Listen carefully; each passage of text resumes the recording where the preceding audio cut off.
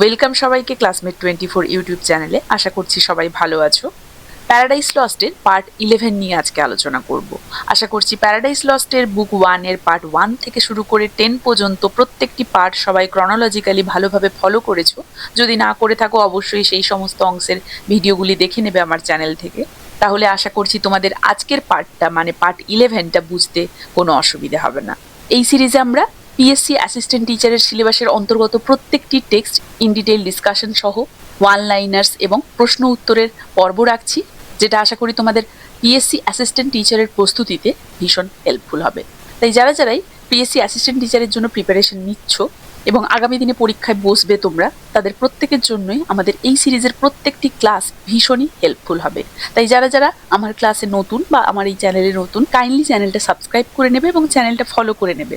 তাহলে পরবর্তী ক্লাসের নোটিফিকেশন তোমার কাছে সহজেই পৌঁছে যাবে। এবং ভিডিওটা ভালো লাগলে কাইন্ডলি একটা লাইক এবং একটা শেয়ার করে দেবে। আমাদের এই চ্যানেলে তোমরা পিএসসি অ্যাসিস্ট্যান্ট টিচার রিগার্ডিং সমস্ত গুরুত্বপূর্ণ নোটস, ওয়ান লাইনার্স এবং প্রশ্ন উত্তরের পিডিএফ পেয়ে যাচ্ছ, যেখানে আগামী এক্সাম ক্র্যাক করার জন্য থাকছে গুরুত্বপূর্ণ প্রত্যেকটি chapter based in detail notes, প্রশ্ন উত্তর এবং ওয়ান লাইনার্স। আশা করি আগামী পরীক্ষার কথা মাথায় রেখে বানানো এই সমস্ত নোটসগুলো আগামী পরীক্ষার ক্ষেত্রে তোমাদের ভীষণই হেল্পফুল হবে।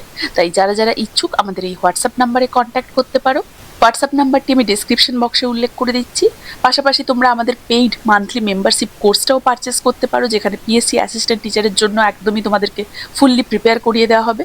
থাকছে ফুল সিলেবাস বেসড প্রত্যেকটি টপিকের উপরে ইন ডিটেইল ক্লাস, প্রশ্ন উত্তরের ক্লাস এবং ওয়ান লাইনার্স ডিসকাশন। তাই যারা ইচ্ছুক, পেইড মেম্বারশিপ গ্রুপের লিঙ্ক আমি এই ভিডিও ডেসক্রিপশন বক্সে দিয়ে দিচ্ছি, তোমরা পারলে জয়েন করতে পারো।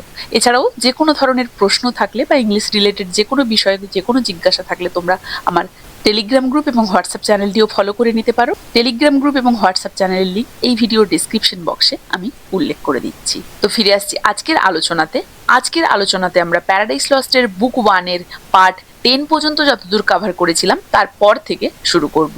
তো চলো line by line text reading শুরু করছি। আশা করছি সবাই ভালোভাবে প্রথম থেকে শেষ পর্যন্ত ফলো করবে। কি বলা হয়েছে? নাথলেস he so endured till on the beach of that inflamed sea he stood and called his legions angel forms who lay entranced thick as autumnal leaves that strew the brooks in Vallombrosa where the Etrurian shades high overarched Imbor। কি বলা হয়েছে? ন্যাথলেস মানে নেভারদিলেস, মানে তবুও। এন্ডিওর্ড মানে সহ্য করলো। Inflamed C বলতে আগুনের মতো সেই জ্বলন্ত নরকের সেই সমুদ্র। তাহলে তবুও সে মানে স্যাটার্ন কষ্ট সহ্য করে সেই জ্বলন্ত নরক সমুদ্রের তীরে দাঁড়ালো এবং ডাকতে শুরু করলো। তাহলে পতনের পরেও স্যাটার্নের অদম্য ইচ্ছা শক্তি এবং নেতৃত্ব গুণ দেখানো হয়েছে। এটাই চলে আসছে এর আগের পার্ট পর্যন্ত, আমরা সেটাই ফলো করেছি।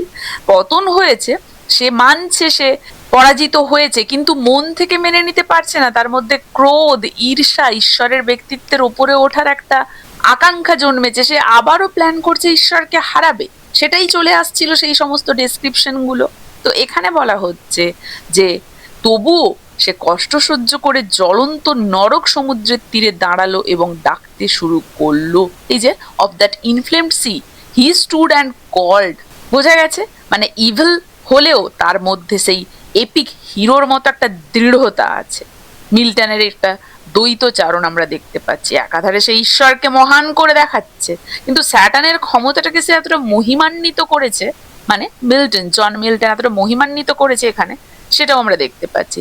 হিজ লেজিয়ন্স মানে কি? সৈন্যদল, বোঝা গেছে। লেজিয়ন্স বা লিজিয়ন্স বলতে পতিত সেই দেবদূতদের কথা বলা হচ্ছে, বা এখানে সেই লিজিয়ন সমুদ্রের একটা বিশাল বর্ণনা দেওয়ার চেষ্টা করা হচ্ছে।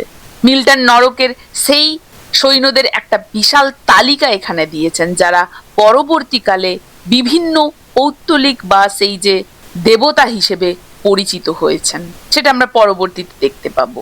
পরবর্তীতে আমরা মোলককে পাবো, বেলিয়ালকে পাবো, ম্যামনকে পাবো, ড্রাগনকে পাবো, ওসিরিসকে পাবো, আইসিসকে পাবো, ওরাসকে পাবো, ইত্যাদিদেরকে পাবো। মিল্টন তাদের সঙ্গে তুলনা করেছেন, মানে তাদের সংখ্যার সাথে তুলনা করেছেন শরৎকালের পাতা ঝরে পড়া, মানে যে ঝরে পড়া পাতাগুলো রয়েছে সেই অগণিত পাতার সাথে। বা পঙ্গপালের সাথে, যে যদিও তারা নরকে পতিত হয়েছে তবুও তারা সেই সেরাফিম এবং চেরুবিমের মতো যেন স্বর্গীয় পদমর্যাদায় রয়েছে, বা সেই স্বর্গীয় পদমর্যাদা তারা বজায় রেখেছে। তারা অত্যন্ত সুশৃঙ্খলভাবে একটা রেজিমেন্টে যেন বিভক্ত। এই লিজিয়ানরা সবাই মিলে নরকের রাজপ্রাসাদ প্যান্ডেমোনিয়াম তৈরি করছে, যেখানে তারা এই বুক 1 এর শেষে একটা বড় সভায় মিলিত হয় আমরা দেখতে পাই। বোঝা গেছে তো? বলা হচ্ছে his legions angel forms, legion সৈন্যদল, অ্যাঞ্জেল ফর্মস দেবদূত আকৃতির, আর ইন্ট্রান্সড মানে ট্রান্সে অচেতন অবস্থাতে। তারা অসংখ্য দেবদূত সৈন্যরা অচেতন হয়ে পড়েছিল, তার অসংখ্য দেবদূত সৈন্যরা অচেতন হয়ে পড়েছিল, মানে তারা এখন দেবদূতের রূপে রয়েছে, অর্থাৎ পাপ হলেও তাদের সত্তা এখনো সম্পূর্ণ নষ্ট হয়নি। স্বর্গ থেকে পতিত হয়েছে ঠিকই, নষ্ট হয়নি সত্তাটা সম্পূর্ণ। তাই বলছে যে তার অসংখ্য দেবদূত সৈন্যরা অচেতন হয়ে পড়েছিল, স্বর্গে ছিল, দেবদূতই ছিল তারা। পতন মানে কি? এখানে আধ্যাত্মিক অবস্থার পরিবর্তন, অস্তিত্বের তো আর ধ্বংস হচ্ছে না। বোঝা গেছে? কি বলা হচ্ছে দেখো, thick as autumnal leaves, autumnal leaves শরতের ঝরা পাতা, that strow the brooks, strow মানে ছড়িয়ে থাকা, ইন ভ্যালুমব্রোসা, ভ্যালুমব্রোসা হচ্ছে ইতালির একটা বনাঞ্চল। মানে মিল্টন এখানে এই শব্দটা ব্যবহার করে স্যাটানের সেই অগণিত অনুসারী যখন নরকের সেই জ্বলন্ত হ্রদে পড়েছিল তাদের সেই বিশাল সংখ্যাটাকে বোঝাতে চেয়েছেন, তাই তিনি এই তুলনাটা করেছেন। তিনি নরকের সেই পতিত দেবদূতদের তুলনা করেছেন ভ্যালুমব্রোসার ঝরে পড়া শুকনো পাতার সাথে। এই যে ঠিক as autumnal leaves, as simile আমরা দেখতে পাচ্ছি এখানে, মানে শরৎকালে যেমন গাছের পাতার ঝর্ণার জল ঢেকে ফেলে, তেমনই স্যাটানের বাহিনীও নরকের আগুনের হ্রদকে এখানে ঢেকে ফেলছে। জীবন্ত দেবদূতদের মৃত পাতার সাথে তুলনা করে মিল্টন বোঝাতে চাইছেন যে তারা তাদের সেই স্বর্গীয় তেজ এবং জীবন শক্তি হারিয়ে ফেলেছে। ইটালীয় ভাষায় ভ্যালুমব্রোসা শব্দের অর্থ হচ্ছে একটা ছায়াচ্ছন্ন উপত্যকা, স্যাডি ভ্যালি যেটাকে আমরা বলতে পারি, স্যাডি ভ্যালি। নরকের অন্ধকার ও ভুতুড়ে পরিবেশের সাথে এই নামটি কিন্তু দারুণভাবে মানিয়ে যাচ্ছে, স্যাডি ভ্যালি, তাই না? ইটালীয় ভাষায় ভ্যালুমব্রোসা শব্দের অর্থ।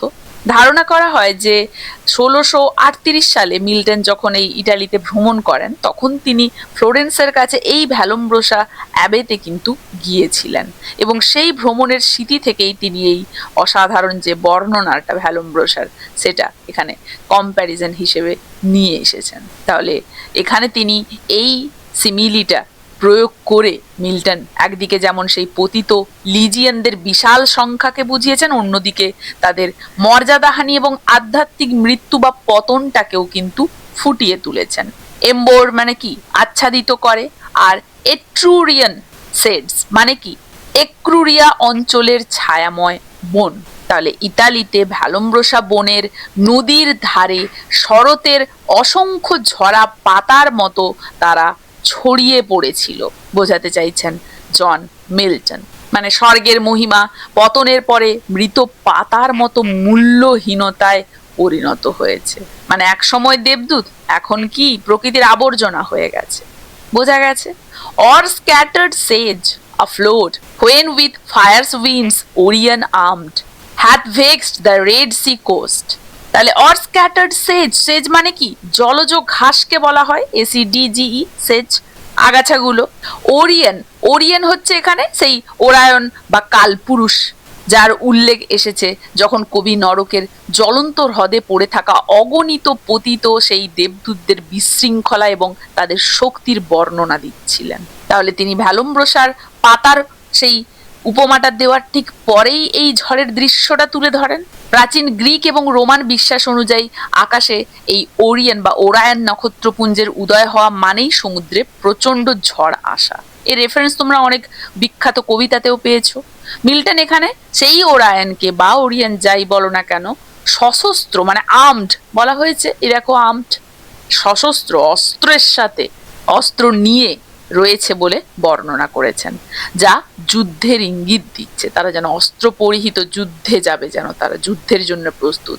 তাহলে এই যে আর্মড ওরিয়নের মাধ্যমে তিনি বোঝাতে চেয়েছেন যে এই পতিত দেবদূতরা যেখানেই যায় সেখানেই তারা অশান্তি আর ধ্বংসই নিয়ে যায়, তাই না?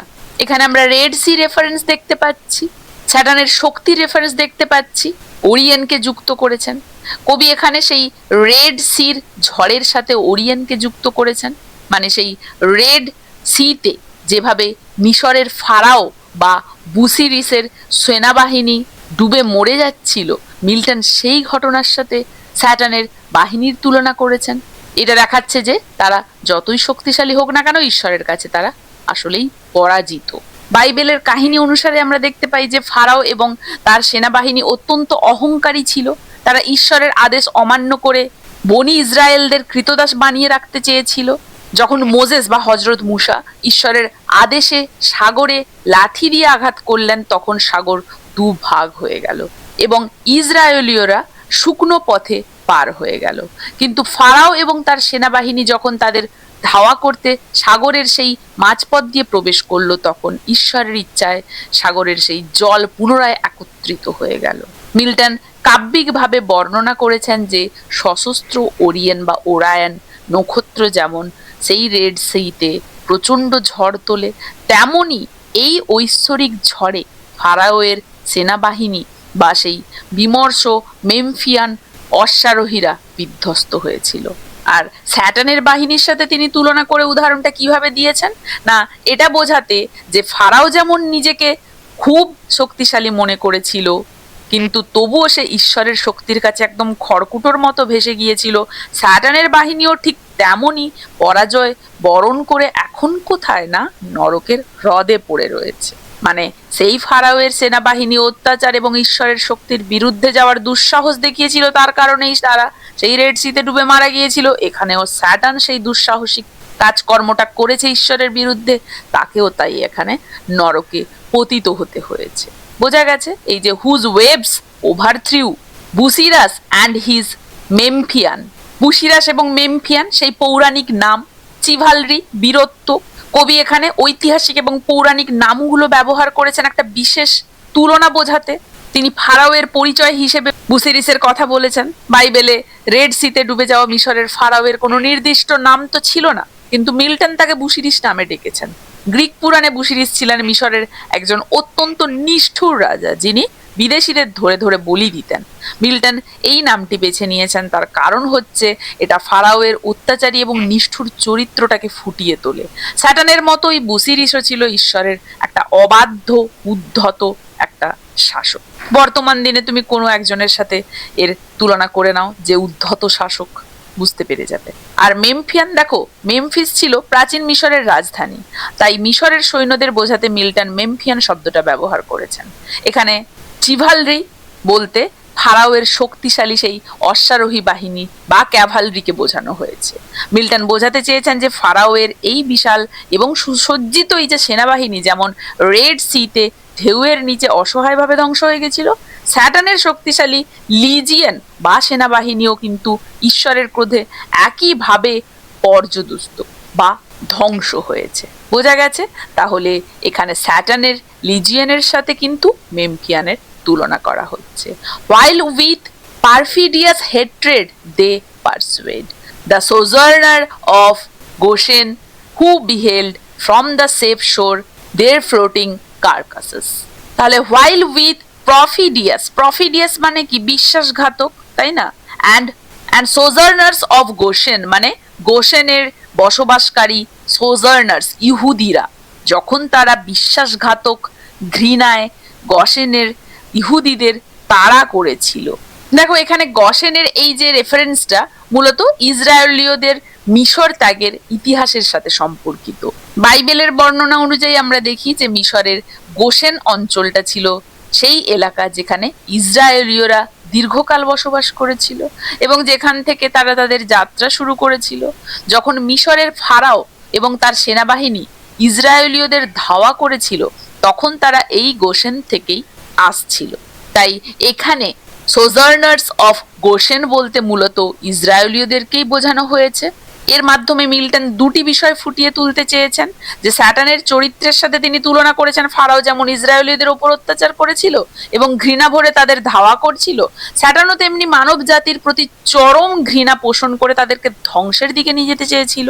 তাই সে এরকম একটা কূটনৈতিক চক্র নিজের মাথায় বা ফন্দি আঁটছিল এবং ফারাও তার সুসজ্জিত বাহিনী নিয়ে ধাওয়া করে যেমন রেড সিতে ডুবে পরাজিত হয়ে গিয়েছিল, ঠিক সেরকমই স্যাটানও তার বিশাল লিজিয়নকে ঈশ্বরের বিরুদ্ধে বিদ্রোহ করে একইভাবে লিজিয়নকে নিয়ে পরাজিত হয়ে এখানে নরকের হ্রদে পড়ে গিয়েছিল। বোঝা গেছে?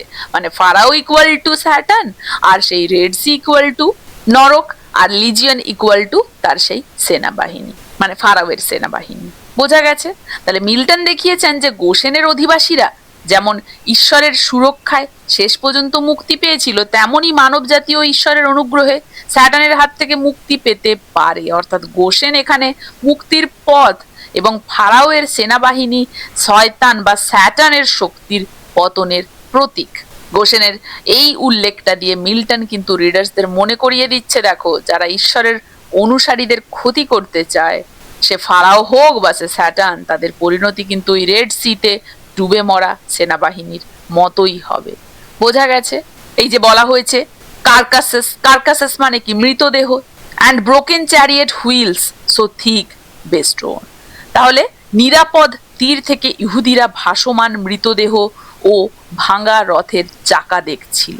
তাহলে এখানে কার্কাসেস শব্দটার দ্বারা, এই শব্দটা ব্যবহার করে মিল্টন অত্যন্ত একটা শক্তিশালী এবং বিভীষিকাময় একটা ইমেজারি তৈরি করেছে। রেড সিতে সেই মহাকাব্যিক একটা উপমার চূড়ান্ত অংশ হিসেবে আমরা দেখতে পাচ্ছি। এটা মিল্টন বর্ণনা করেছেন যে রেড সাগরের সেই ঢেউগুলো যেভাবে ফারাওয়ের মৃত সৈন্য বা ঘোড়াগুলোকে তীরের দিকে ভাসিয়ে নিয়ে গিয়েছিল, ঠিক তেমনই স্যাটানের সৈন্যরা আজকে নরকের জ্বলন্ত হ্রদে নিথর হয়ে পড়ে আছে। কার্কাসের শব্দটা ব্যবহারের মাধ্যমে মিল্টন বোঝাতে চেয়েছেন যে এক সময়ের উজ্জ্বল এবং শক্তিশালী দেবদূতরা এখন কিন্তু আধ্যাত্মিকভাবে মৃত, তাদের সমস্ত তেজ এবং গৌরব ধুলোয় মিশে গেছে। তারা এখন কেবলই অকেজো মৃতদেহ বা ধ্বংসাবশেষ ছাড়ার কিছুই নয়। মানে বাইবেলের কাহিনী অনুযায়ী যখন সেই রেড সি দুভাগ হয়ে আবারও জোড়া লেগে যায়, তখন মিশরের পুরো সেনাবাহিনী ডুবে গিয়েছিল। তার ফলে কি সমুদ্রের ঢেউগুলো তাদের সেই মৃতদেহগুলো এবং ভাঙা রথের সেই চাকাগুলো, চ্যারিয়েট হুইলস মানে রথগুলো বা রথের চাকাগুলো যাই বলো না কেন, সেগুলোকে আবার নিয়ে এসে উপকূল ভাগে আছড়ে ফেলছিল, তাই না? তাহলে এই যে দৃশ্যটা, এটা তিনি কল্পনা করেছেন স্যাটানের লিজিয়নদের ক্ষেত্রেও। স্বর্গে তারা ছিল অমর জ্যোতির্ময় সত্তা, কিন্তু নরকে পড়ার পরে তারা এতটাই লাঞ্ছিত যে কবি তাদেরকে মৃতদেহর সাথে এখানে তুলনা করে দিয়েছেন। দেখো, এটা তাদের সেই পতনটাকে আরো করুণ এবং বাস্তবসম্মত করে তুলছে। মিল্টন ইচ্ছাকৃতভাবেই এই যে নেগেটিভ শব্দটা ব্যবহার করেছেন এখানে, তিনি স্যাটানের শক্তির প্রতি একটা অবজ্ঞা এবং ঈশ্বরের বিচারকে ফুটিয়ে তুলেছেন এখানে। তাহলে কার্কাসেস এখানে মৃতদেহ, মৃতদেহ বলতে এখানে স্যাটানের সেই বিশাল বাহিনীর অসহায়ত্ব এবং গৌরবহীন পতনকে বোঝাচ্ছে। তারা যেন এক বিশাল ধ্বংসস্তূপের মতো নরকের হ্রদে ভাসছে, সেটা মিল্টন বলছেন। বোঝা গেছে? Abject and lost lay these covering the flood under amazement of their hideous change. Abject মানে কি? Abject মানে হচ্ছে অপমানিত, বেস্টোন মানে কি? ছড়িয়ে পড়া। ফ্লাড নরকের সমুদ্র, ঠিক তেমনই অপমানিত এবং পরাজিত হয়ে তারা সমুদ্রে ঢেকে পড়েছিল, মানে সমুদ্রে তারা পড়ে গিয়েছিল। মানে নরকের লজ্জা, ঢেকে পড়া সমুদ্রে মানে কি? তারা নরকের সেই হ্রদে পড়ে রয়েছে। কোথায় স্বর্গের গৌরব ছিল, কোথায় এই নরকের লজ্জা, পতন, মর্যাদা হারানো। আন্ডার অ্যামাজমেন্ট হাইডিয়াস চেঞ্জ, হাইডিয়াস চেঞ্জ মানে কি? ভয়ঙ্কর রূপান্তর। নিজেদের ভয়ঙ্কর পরিবর্তনে তারা হতবাক হয়ে গিয়েছিল। মানে পাপের আসল শাস্তি শারীরিক যন্ত্রণা নয়, এই যে পতন, আধ্যাত্মিক পতন, মানসিক যন্ত্রণা, নিজেকে চিনতে না পারা, আত্মপরিচয়ের পতন। এটাই ঠিক যেমন ফারাওয়ের সেনাবাহিনীর সাথে হয়েছিল, স্যাটানের সেনাবাহিনীর সাথে তাই হলো। তারা কোথায় ছিল, কোথায় পতিত হলো। তারা যেমন মানে ফারাওয়ের সেনাবাহিনী যেমন রেড সিতে একদম ভেসে, মানে রেড সিতে ডুবে তারপরে ভেসে উঠেছিল মৃতদেহ হিসেবে, যেন তার সেনাবাহিনীও স্বর্গ থেকে পতিত হয়ে নরকের এই হ্রদে পড়ে রয়েছে, মৃতদেহের সাথে তুলনা করা হয়েছে। তাহলে মিল্টন এখানে তিনটে বড় ধারণার কথা বলেছেন। স্যাটান কি না heroic energy but evil purpose, আর এখানে পতনটাকে মরাল ডিগ্রেডেশন হিসেবে দেখানো হয়েছে, নট ফিজিক্যাল ডিস্ট্রাকশন।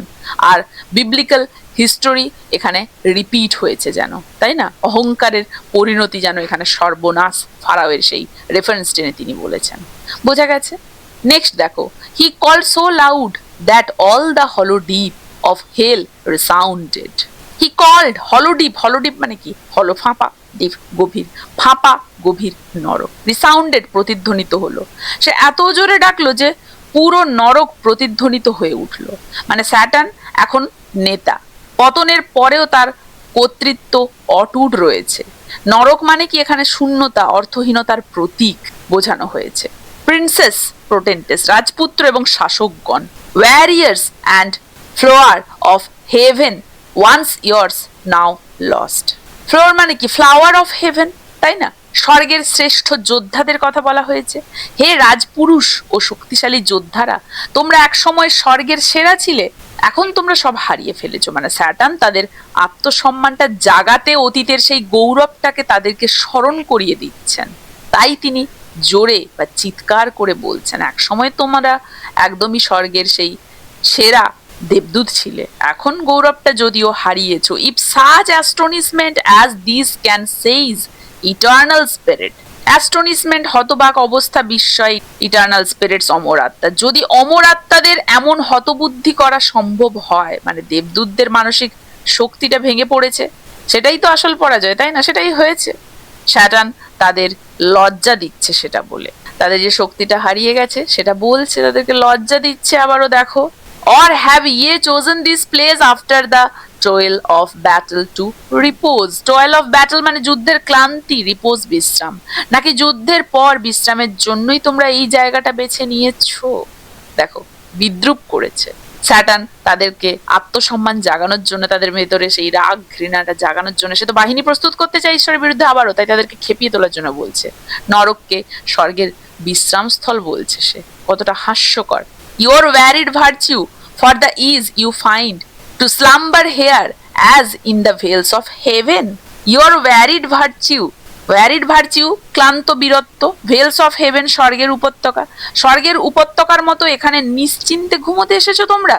মানে একটা হিউমিলিয়েশন স্ট্র্যাটেজি অবলম্বন করছে, সৈন্যদের লজ্জা দিয়ে তাদের ভেতরকার শক্তিটাকে জাগাতে চাইছে। মিলিটারি একটা সাইকোলজিস অ্যাপ্লাই করছে, তার সৈন্যদল প্রস্তুত করতে হবে তো আগের মতো, তাই তাদেরকে সে খুঁচিয়ে বিদ্রুপ করে এইসব কথা বলছে। Or in this abject posture have ye sworn to adore the conqueror, abject posture অপমানজনক ভঙ্গি, কনকোয়ারার ঈশ্বর, নাকি এই অপমানজনক অবস্থায় ঈশ্বরকে পূজা করার শপথ নিয়েছো তোমরা? মানে স্যাটার্নের মূল অপরাধ হচ্ছে দেখো এই যে অস্বীকার, সবসময় যেন একটা সে বিদ্রোহের দর্শন শুরু করছে। পরাজয়টা সে স্বীকার করলেও যেন সে অস্বীকার করছে ঈশ্বরের ক্ষমতা বেশি, সে ভুল করেছে, মন থেকে যেন কখনো মানছে না, তাই বিদ্রোহী হয়ে সবসময় যেন সে আবারও প্রতিশোধ নেওয়ার চেষ্টা করছে, তাই না? তাহলে নাকি তোমরা এই অপমানজনক অবস্থায় ঈশ্বরকে পুজো করার শপথ নিয়েছো? হু নাও বিহোল্ডস cherub বা cherub and seraph rolling in the flood with scattered arms and ensigns. দেখো, চেরাব অ্যান্ড সেরাফ হচ্ছে সর্বোচ্চ শ্রেণীর সেই দেবদূত, রোলিং মানে গড়াগড়ি খাচ্ছে, যিনি এখন চেরুব বা চেরাব এবং সেরাফদের নরকের সাগরে গড়াগড়ি খেতে দেখছেন। মানে সর্বোচ্চ মর্যাদা এখানে সর্বনিম্ন অপমান, পতনের ট্র্যাজিক একটা মহিমা বর্ণিত হয়েছে, যে তিনি বলছেন তোমরা কি তার উদ্দেশ্যে তাকে পুজো করার জন্য বসে রয়েছো, যিনি আমাদেরকে এই পতন দিয়ে দেখছেন ওপর থেকে আমাদের এই নরকে গড়াগড়ি খাওয়া দেখে। এনসাইন্স পতাকা, till anon his swift pursuers from heaven gets discerned, the advantage and descending tread us down, thus drooping or with linked thunderbolts transfix us to the bottom of this guilt. Awake, arise and be for ever fallen. দেখো, ছড়ানো অস্ত্র পতাকা সহ শীঘ্রই স্বর্গের সৈন্যরা এসে আমাদের দেখতে পাবে। পার্সুয়ার্স মানে ধাওয়াকারী সেই দেবদূতরা, এনসাইন্স মানে পতাকা, মানে যুদ্ধ তো এখনো শেষ নয়, তাই না? দ্য অ্যাডভান্টেজ, অ্যাডভান্টেজ মানে কি? সুবিধা। ট্রেড আস ডাউন, পিষে ফেলবে, তারা সুযোগ নিয়ে নেমে এসে আমাদের সম্পূর্ণ ধ্বংস করবে। মানে এখানে বক্তৃতাতে সে বলছে তোমরা কি বসে থাকবে পরাজিত হয়ে? সেই ঈশ্বরকে যে তোমাদেরকে পরাজিত করছে তার পুজো করবে? তাতে কি হবে? আমাদের এই সমস্ত পতাকা, ছড়ানো পতাকা, অস্ত্র, এগুলো দেখে তারা তো আবার নেমে আসবে, আমরা যতটুকু রয়েছি যেটাও আবার ধ্বংস করে চলে যাবে।